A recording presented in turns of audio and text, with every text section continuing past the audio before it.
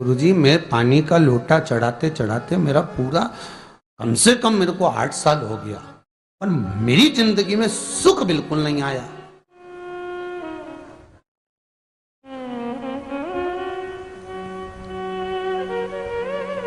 हमने कहा तूने कैसे चढ़ाया, वो भी तो सुने। तो क्या कैसे, क्या स्नान करा और मंदिर जाके लोटा चढ़ाया पानी का। अच्छा, अब मैंने कहा तू चुप रहे। उसके पति, यहीं की इसी ऑफिस की बात है, भवानी मंडी से, उसके पति से पूछा, हाँ जी वर्मा जी सही बताओ, पत्नी लोटा कैसे चढ़ाई। गुरुजी, ना जाने कहाँ के महाराज के चक्कर में पड़ी, लोटा भर के पानी चढ़ाने जाए, नहाने के बाद बच्चा इतना सा रो रहा, चिल्ला रहा, पर उसको टच तक नहीं करे, किसी चीज के नहीं छुए, और बिल्कुल कोरी की कोरी साड़ी पहने, धुली हुई, पहले ही बाथरूम में टांग के धर दे, उसको कोई छू नहीं सकता, टाविल टच नहीं कर सकता, और ऐसी जाके शंकर जी के फिर लोटा चढ़ाए। मंदिर में अगर किसी ने छू लिया तो वापिस आ जाए, नहाए धोए फिर जाए। मैंने कहा बस अब तो तू ऐसी जिंदगी भर चढ़ाती रहे तो भोलेनाथ आएगा ही नहीं।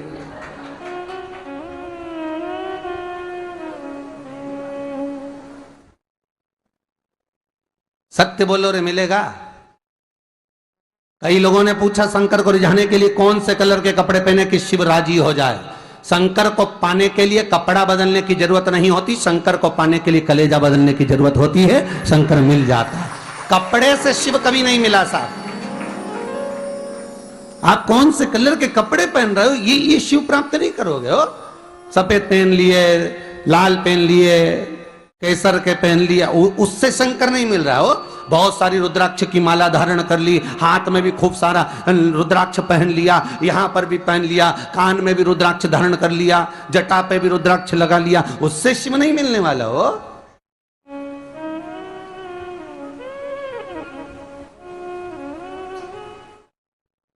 अरे भाई,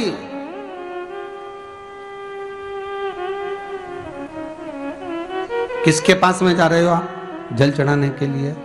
जम के बोलिए जरा। शंकर जी के पास। शंकर जी कौन है?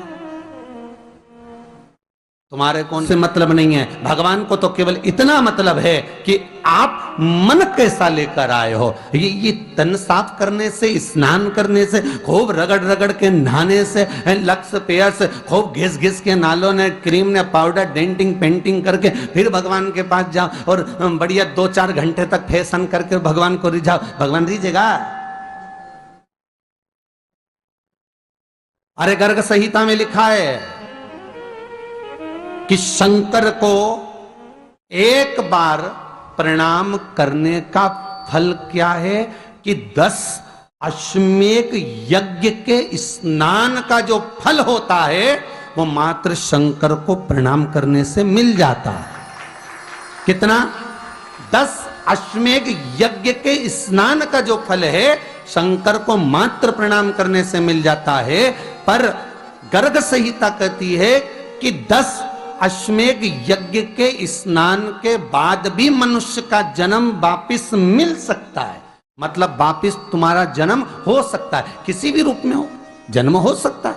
पर शिव पुराण कहती है, गर्ग संहिता कहती है, स्कंद पुराण कहती है, नर्मदा पुराण कहती है कि महाराज इतना जरूर है कि शिव को प्रणाम करने का फल उतना है कि 10 अश्वमेध यज्ञ के स्नान का फल मिल जाता है। पर गर्ग संहिता कहती है कि शंकर के चरणों में अगर प्रणाम कर लिया तो ये पक्का है कि अश्वमेध यज्ञ का फल भले कट जाए पर शंकर के प्रणाम का फल नहीं कटता, उसका वापिस जन्म नहीं होता और वो शिव का हो जाता, वो शंकर का हो गया, फिर उसका जन्म नहीं है महाराज।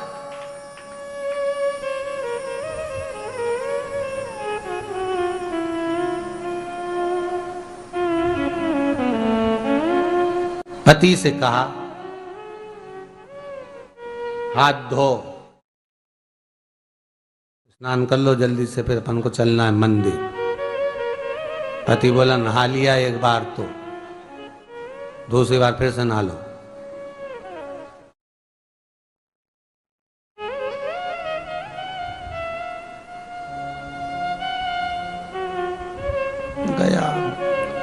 नी के ना माने तो कई घर में चंद्र घंटा से माथा बिड़ा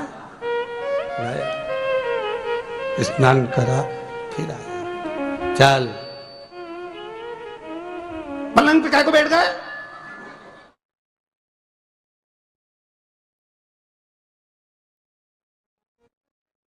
पलंगी तो है।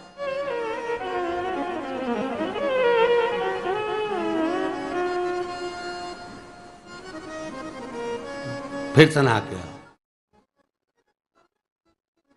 अब ये फिर नहवाने भेज दिया। होता एक सास बेचारी मायके जाना था, मौसी की यहाँ शादी थी। अब उसने बहू से कहा बेटा मेरे को जाना है, अपने घर में छोटे से लड्डू गोपाल उनकी सेवा है, तू एक काम कर कि तू सेवा कर लेगी क्या? हाँ मम्मी, उसमें क्या है, करना क्या है तुम बताओ। बस सुबह से 3 बार ताली बजाना, भगवान को उठाना, पात्र में रख के नहलाना, उनको पोंछना, कपड़े पहना देना, इत्र लगा देना, चंदन लगा देना, मुकुट लगा देना, सुंदर अलकावली सब पिनाने के बाद में भगवान को दर्पण दिखाना। जब भगवान को कांच दिखाए, दर्पण दिखाए, भगवान मुस्कुरा दे, तब भगवान को भोग लगा देना। हाँ मम्मी इतना तो मैं करूंगी, और बाद में भगवान को वापिस सुला देना। हाँ इतना सा कर लूंगी। सास बिचारी कह के चली गई।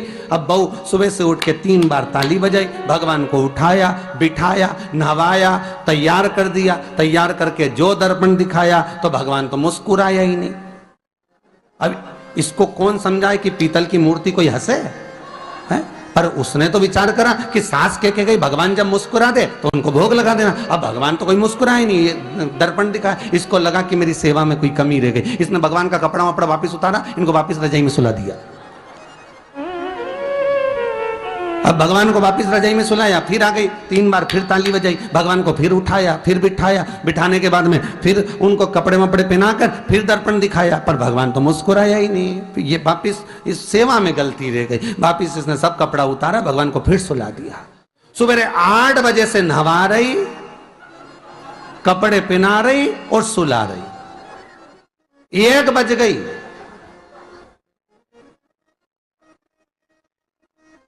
कुछ गलती रह गई होगी अपने सास के गई। अब की बार फिर भगवान को नहवाया। भगवान भी मन में सोचे नहवाई नहवा रही, खवा तो कछु ना रही। 28 बार नहवा दिया। इसके बाप का क्या जाए, 29 बार भी नहवा देगी। सर्दी होगी तो हमको होगी, इसका क्या जाए। नहवा ही रही है और खवाती कुछ नहीं, फिर सुला देती है, फिर ताली बजा। अब क्या फिर आ गई और 29वीं बार फिर बैठ गई और फिर भगवान को नहवाया, कपड़े पहनाया और पहनाने के बाद भगवान का श्रृंगार करके जैसे ही दर्पण उठाया, उठा के जो भगवान को दिखाने लगी, भगवान ने मन में सोचा अब की बार तो हंसी दूंगा, चाहे कुछ भी हो जाए। और भगवान दोनों दांत दिखा दिए। जैसे ही भगवान ने दांत दिखाया, इसने दर्पण रखा और जल्दी से भोग लाई, भगवान के जिमाया। भगवान के जिमाया, जिमने के बाद भगवान को फिर वापस सुला दिया। अब ये सुबह से जैसे ही आए तो भगवान पहले ही मुस्कुरा के, क्योंकि भगवान को मालूम है नवाएगी 25 बार का मतलब उससे चंद हंसी दो, हंसने में क्या जाता। तो भगवान पहले से मुस्कुरा के बैठ जाए। अब एक दिन सास आ गई। सास ने कहा बहू अब सेवा मैं कर लूंगी। हाँ मम्मी कर लो। मम्मी सेवा करने बैठी। मम्मी ने भी स्नान कराया, श्रृंगार करा, कपड़े पहनाए, मुकुट लगाया। सब लगाने के बाद जैसे ही सास कांच दिखाने के लिए दर्पण को उठाई, इतने में से मूर्ति में से आवाज आई, दर्पण तो तेरी बहू दिखाएगी, उसको बुला दे, बहुत जोरदार दिखाती, वो दिखा सकती, तू वापिस धर दे दर्पण, तेरे बस का नहीं। भगवान को भी लगा कि भैया सामने, अब इसमें कोई दिखावा था क्या? प्रेम, वात्सल्य था। भगवान भक्ति के बल पर रिश्ता है। फिर बैठ गए पलंग पे, नाव वापिस, नाते नाते चले, मंदिर पहुंच गए और राम बेलपत्तर तो घर धरी आई। जैसे ही बोली बेलपत्तर घर धरी आई, पति इसको घूर के देखा, 2 बार नवाया है और बेलपत्तर रखी आई घर। ये पति से कहती कि तुम लेने जाओ, उससे पति पहले ही बोल दिया था कि मेरा तो आज घुटना बहुत दुख रहा, बहुत घुटना दुख रहा।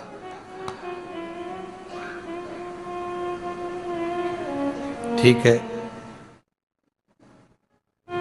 तुम बैठो, मैं आई अभी घर से। अब घर जाते जाते मालूम पड़े फिर कहीं का कोई छुआ गया तो नहाने बैठ गई। फिर आई, इसकी जो पूजन की थाली रखी थी, कोई भगत आया बेचारा, उसने सोचा मंदिर की थाली है, सब चढ़ा चुड़ू के चले गया सब। पति से बोली तुमने अकेले ही पूजन कर ली, मैं तो करा ही नहीं। ये नंदी जहां बैठा उसके पास में बैठा, मैंने हाथ नहीं लगाया। तो ये सामान कौन चढ़ाया? इनकी आई थी, सब चढ़ाया। तो क्या शर्म नहीं आई? बेलपत्तर तो था ही नहीं। तो क्या सियोर वाला महाराज की कथा सुनी थी, शंकर जी पे से उठा लिया, धो के चढ़ा के वो गई, वो चली गई। शिव ये नहीं कह रहा कि तुम वस्तुएं बटोर कर लाओ। शंकर कहता तुम्हारे पास में मिल जाए तो समर्पित कर दो, नहीं मिले धोया, वापिस शिव को चढ़ा दिया, वापिस शंकर को समर्पित कर दिया। शिव स्वीकार करेंगे। 1 महीने तक भी एक बेलपत्र को धोकर शंकर को रोज चढ़ाते रहो तो भी शंकर स्वीकार करेंगे। उसमें भगवान ये नहीं सोचेंगे कि निर्माल्य है, स्वीकार करेंगे।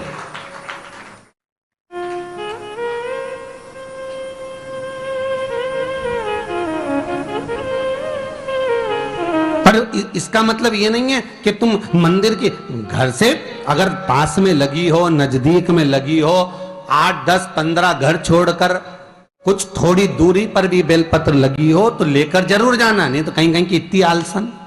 उन्होंने कहा सियोर वाला महाराज बोला तुम तो उठा उठा के चढ़ा दो। तो भगवान के मंदिर में ही बेलपत्र नहीं जाए मालूम पड़े हो तो ऐसा नहीं है कि नहीं जाए वाला, जाओ, पास में लगी हो तो लेकर जरूर जाओ। भगवान को समर्पित करने के लिए थोड़ा ना थोड़ा भाव भगवान के द्वार पर जरूर लेकर जाओ।